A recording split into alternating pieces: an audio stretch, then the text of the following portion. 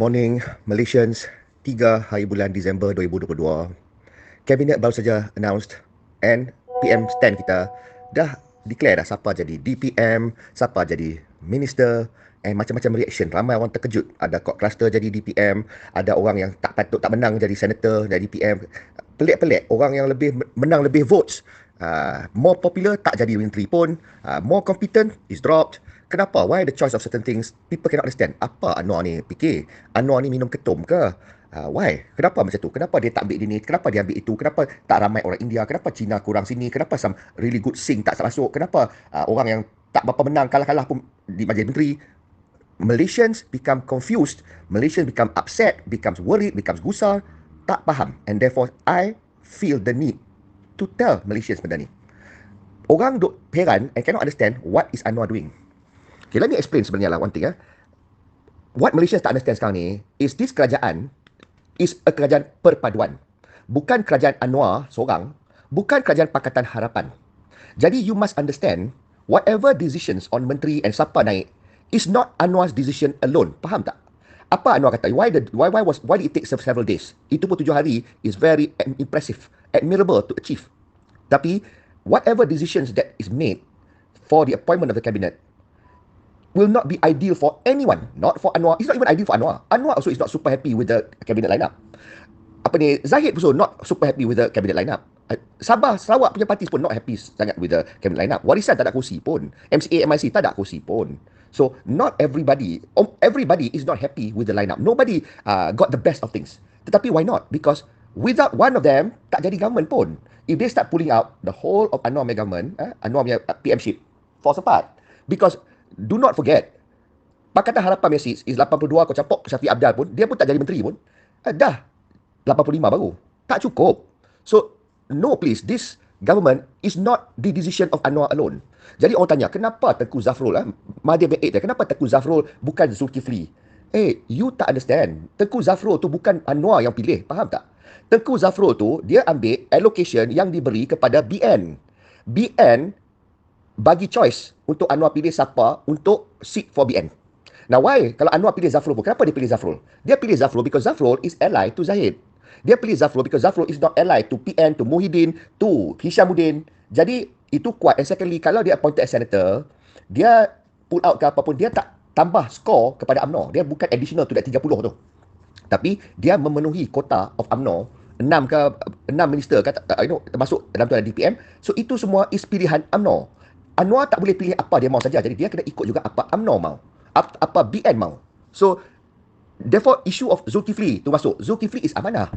Amanah dah ada allocation dia dah. Mat Sabu pasal dia captain. And Mat Sabu tak diberi penting punya portfolio macam pertahanan.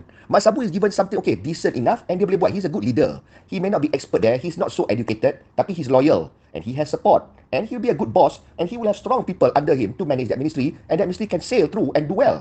Jadi, Mat Sabu is taken care of, that appeases amanah. And amanah dah settle benda tu lah, dah done. Anwar managed to get, okay, Anwar punya choice, dia dapat Saifuddin Nasution pegang Home Ministry, itu penting. He managed to dapatkan finance under dia. Itu untuk dapat kebahagiaan PH. Jadi, as far as DAP is concerned, memang banyak lagi DAP punya competent punya ministers. But it cannot be Anwar's decision alone. Anwar punya decision restricted to the number of allocation yang diberi kepada PH untuk number of dia punya menteri dan PM. Dan dia tak boleh dapat TPM pun. Siapa? The rest will not agree. So everybody makes a decision. Jadi Malaysians do not be delusion that ini Anwar punya decision. Pelik. Tak boleh faham kenapa orang ni jadi menteri dan disusun macam tu. Ketahuilah, whatever decision is, only part of it is Anwar's decision. Lain semua is decision of BN, decision of Sarawak Party. Semua orang ada hak untuk buat decision because they are also part of the government. They are also required to form and to hold that government. And kalau this whole thing, the whole scheme of things, more or less acceptable, and the reform agenda can proceed, can progress, then what are we complaining about? Orang takut, Zahid jadi PM, TPM1. Jadi kalau if anything happen to Anwar kena arrested ke, Anwar mati ke apa ke, Zahid jadi TPM. Dia bukan siapa-siapa boleh jadi PM tau. Okay, dulu Mahathir jadi PM, dia kata nak bagi pada Anwar tapi tak jadi, tak bagi. Dia tak boleh bagi. Mahathir tak boleh bagi PM seat pada Anwar. Tak boleh. Even if he wants to. He can say, okay, to a point, tetapi the MPs, number of MPs to support Anwar must be 112 or more. Jadi kalau Zahid nak jadi PM, Zahid kena ada MPs yang nak support dia 112 or more. Nobody in UMNO is qualified to be PM buat masa ni. Because number one, Pakatan Harapan tak akan support Zahid Hamidi, which is most probably crook, tapi belum convict lagi, to become Prime Minister. Dia jadi TPM pun tak okay. That's Pakatan Harapan MPs. Sarawak parties, maybe kalau that is the winning party, then they may sokong Zahid. Okay, Sarawak dan Sabah parties. Okay, UMNO pun tak semua akan sokong kalau Zahid jadi TPM. Jadi you tengoklah, as far as Zahid is concerned, as of now, we know for sure there is not even 100 MPs that will support him, have confidence in him becoming PM. Dalam UMNO pun orang nak jatuhkan dia and rasa dia tak patut jadi presiden. You think UMNO, NBN, MIC, MCA semua will support him to become PM? You think so? So kenapa nak takut yang tu? Fadilah, bolehkah nak jadi PM? Siapa nak support? Melaya, kalau Sabah, Sarawak semua support dia pun untuk jadi PM, siapa the Semenanjung punya MPs yang akan agree for him to be PM? That is not going to happen. It is going to be another third party, any MP yang acceptable to all to dapat 112. For now, it is only Anwar that has a chance, and even to the Agong, bagi dia itu sajalah yang the chance, the glimmer of hope yang boleh dapat 112 support, and he appears to have so. Jadi bila Anwar buat decision, tolong understand, tolong appreciate. Jangan nak hentam dia, jangan nak rasa dia betray kita, DAP kena game. DAP tak rasa kena game pun. Mereka understand the whole concept. Penyokong yang tak faham, Malaysians yang tak faham. Kenapa? Mereka tanya kenapa DAP tak lompat? Kenapa MIC, MCA tak kata apa? Kenapa gerakan tak kata apa? Why? Gerakan dengan PPN. Kenapa semua tu tak bising? Kenapa they just get whatever they get? And kita tengok, the Pakatan Harapan supporters, dia tengok, why we have, orang ni kat sini, orang kat sini. They start thinking, kita punya government, Pakatan Harapan government ada benda yang tainted because PM ni mungkin otak kero. No, this is not Pakatan Harapan government. Kita tak puas hati about so many things. Tapi Home Ministry ada siapa? Finance Ministry ada siapa? You fikir BN punya supporters, you think they're happy? They are also government. Faham tak? Walaupun dia 30 saja, tapi they make up the block to become government. So apa punya government daripada ni? How excited you think the BN people are? They don't even have finance, they don't even have Home Ministry. Apa dia? Dia punya TPM pun, okay, dia dapat satu TPM lah untuk sebagai muka. Tapi for face saving, tapi TPM tu apa punya ministry ada? Not substantial punya ministry pun. Okay, Menteri Pertahanan at least dapat jugalah. Okay, dapat kat dia number 2, Tok Mat. So, itu bagi muka and bagi some dignity to BN. Jadi, pasal apa orang nak marah? And, Tok Mat sebagai Menteri Pertahanan, ya, dia kena cooperate dengan MACC and kena investigate lah. Kalau MACC investigate pasal LCS punya kapal tu. And MACC better toe the line, better do the needful. Because kalau tidak, PM akan ganti saja. So now, when the cabinet is such and everybody is appeased, then 19 hari bulan ni, insyaAllah Anwar will survive the vote of confidence. InsyaAllah budget will lepas. This is the foremost. Itu yang paling penting. When that happens, then Perikatan Nasional, Muhyiddin and Hadi is kept at bay. They will remain as opposition. Dia akan give up dah untuk take over this government. Jadi, this cabinet lineup to me is a brilliant move, is a brilliant strategy, and I applaud Anwar Ibrahim, bukan Anwar Ibrahim saja, but all the leaders of all the other coalitions, for their ability to come up and agree within 7 days on a less than ideal position for all of them. Jadi, appreciate that. Jangan kita nak upset pasal, tak boleh, this kind apa punya PM ni come up with this kind of cabinet. Remember, it is not Anwar's decision alone. Banyak appointees yang situ semua, dia tak mau kalau boleh. Tapi dia bukan it's not for him to mau atau tak mau. Faham tak? Apa yang acceptable bagi dia.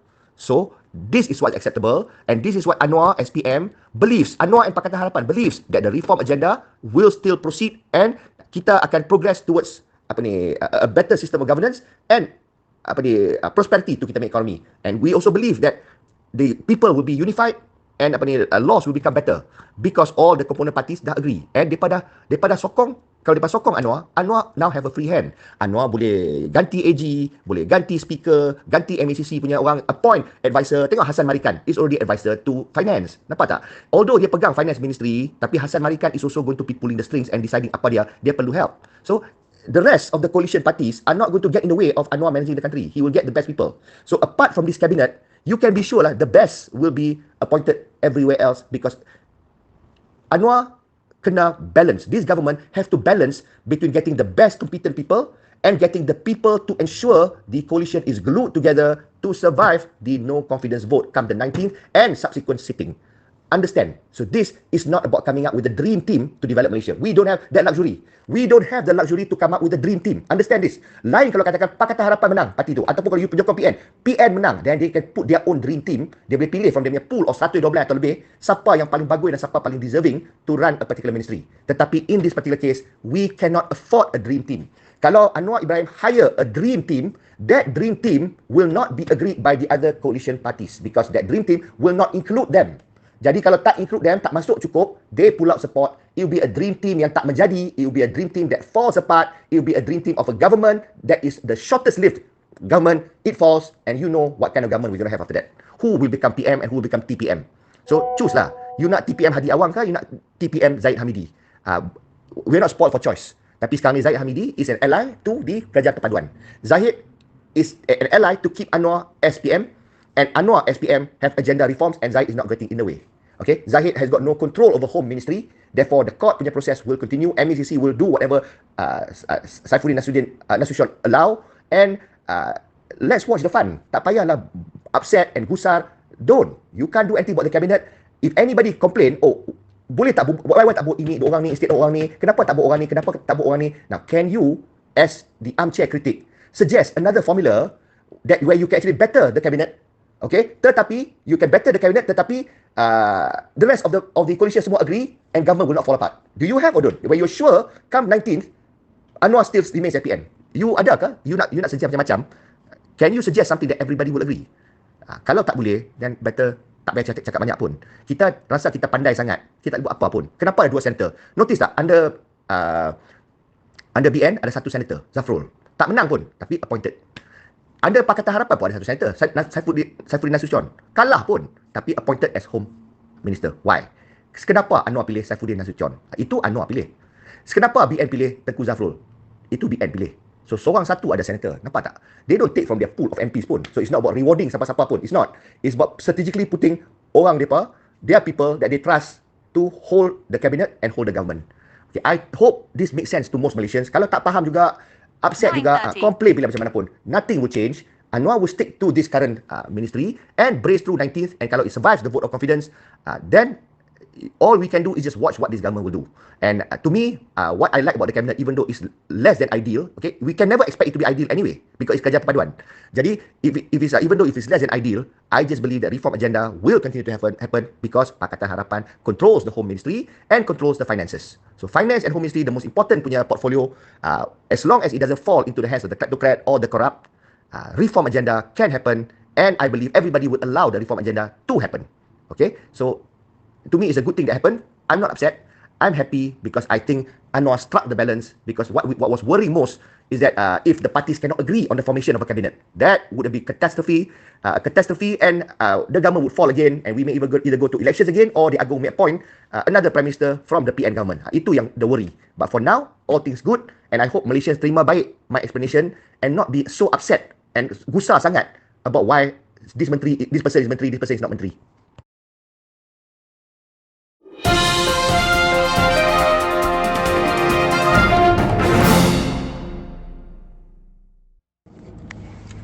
I nak bagi senang aja untuk semua rakyat Malaysia yang tengah gusar, yang tengah upset.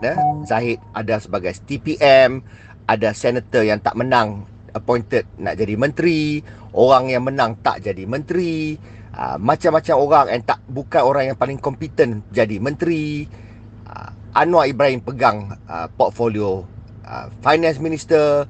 Nampak semua macam governance semua tukang terbalik, kata against corrupt, jadi menteri dan timbalan menteri, timbalan Perdana Menteri. Jadi semua orang tengah pening and gusar, punyalah takut sekarang ni. Sekarang ni I nak bagi senang kat Malaysia saja, okey? Kita semua dah pergi mengundi. Kita mengundi untuk apa? Kita mengundi untuk pilihan MP kita. Pasal apa kita nak pilih kerajaan kita? Kenapa kita nak pilih kerajaan PH ke, nak PN ke, kita nak kerajaan BN ke? Kenapa kita pilih semua tu? Kerajaan Sabah Sarawak ke? Why did we go out to vote? Kita vote untuk apa? Kita vote kerana kita mahukan certain outcome untuk negara ini. Kita nak negara kita ni diperintah secara certain way, better governance, supaya kita tidak kita stabil, kita tak ada kacau bilau, ekonomi kita akan pulih balik, foreign investment akan datang balik, nilai ringgit kita kukuh, harga barang turun, benda-benda macam telur, minyak semua available, pekerjaan ada balik, dan tak ada corruption, tak ada kerakusan, tak ada benda-benda yang kita tak suka dulu yang berlaku. Itulah sebab dia kita vote untuk kerajaan pilihan kita. Namun takdir Allah, tak ada siapa pun yang kita vote menang boleh form government. Agong step in. Terima kasih banyak pada Agong. Agong membuat kita ada kerajaan. Kerajaan kita tu campuran, kerajaan tu perpaduan. Langsung tak seperti yang mana kita undi. Siapa pun yang mengundi kerajaan, seorang pun tak dapat outcome yang dia nak sekarang ni. Sekarang ni outcome yang tidak siapa pun mahu. Tetapi kita undi pilih kerajaan, kenapa? Kita nak pemerintahan, certain type pemerintahan kan. So sekarang ni kerajaan perpaduan ni under Datuk Seri Anwar sebagai PM10, ada semua orang, ada yang Malaun lah, ada yang orang kita suka lah, semua tu duduk campuran dalam situ. Sekarang ni tengok saja apa kerajaan ni akan buat. Kalau pemerintahan tu seperti yang mana kita mahu, pemerintahan tu elok, cekap, bersih, amanah, sebab semua tu tunduk kepada parti ataupun coalition yang pledge reform, kita tak ada benda nak worry dan kita tak ada benda nak complain. Bersyukur apa yang kita minta daripada Allah, apa yang kita harap daripada kita punya pemilihan, tak dapat apa kita nak, seperti mana kita nak, tetapi the outcome still apa yang kita nak. Jadi kalau kita boleh dapat yang tu, kenapa kita nak komplain? Kenapa kita nak bising sangat? Sekarang baru bentuk kerajaan, kita peduli siapa duduk dalam kerajaan tu. Yang penting apa yang kerajaan tu buat. Bagaimanakah perlakuan dan keputusan kerajaan tu kepada kehidupan kita, kehidupan keluarga kita, pembangunan negara kita. Itu yang penting. Itu yang utama. So sekarang ni, adakah dah kata yang kluster mahkamah akan lepas? Adakah yang kata hak-hak minoriti akan marginalize? Adakah kata yang hak-hak Melayu akan forsaken ataupun tidak dihormati? Adakah kata Islam akan berubah? Adakah LGBT punya lifestyle akan di-expound kepada orang lain? Tak ada kan? There's no cerita macam tu sekarang ni. Sekarang ni dah ada kalau bentuk kerajaan. Apa yang dah berlaku sekarang ni, ringgit dah strengthen, stock market dah mula kuat balik, investors dah mula confident, kestabilan macam nak ada. InsyaAllah bajet 19 pun approve. Kalau Anwar Ibrahim dapat the numbers, the government is there to stay. Jadi semua yang tengah berlaku sekarang ni, in terms of effect kepada kehidupan kita, kepada perjalanan ekonomi dan hal ehwal di Malaysia, semuanya baik-baik belaka. Tak ada apa yang buruk yang telah berlaku setakat ni. Kita hanya worry, kita speculate benda-benda yang belum berlaku dan tak mungkin berlaku pun.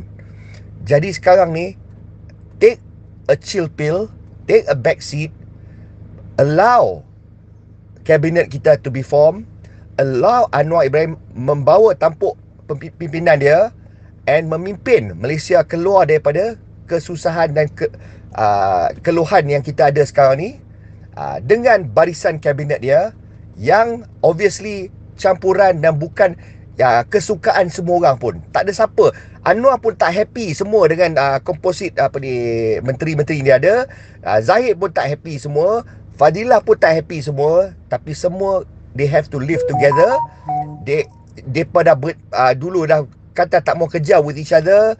Dulu musuh, tapi sekarang musuh-musuh semua terpaksa bersepakat form government, and if they have come up with a formula yang semua agree dan they are all committed to the reform agenda, because sekarang ni yang mempengaruhi cara government ni, kabinet ni akan berjalan is Pakatan Harapan.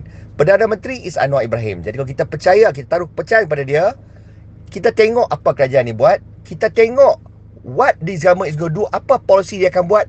Jangan peduli siapa kat dalam tu. Jangan peduli siapa buat keputusan tu. Jangan peduli siapa yang kata atau do whatever. Yang penting apa yang diperkatakan, apa yang diperbuatkan, apa keputusan yang berjalan, yang mengubah kehidupan kita ke arah kebaikan. Itu saja saya punya message pada Malaysians. Tak payahlah nak pening siapa patut sini, siapa tak payah. Just tengok apa kerajaan ni akan buat lepas ni.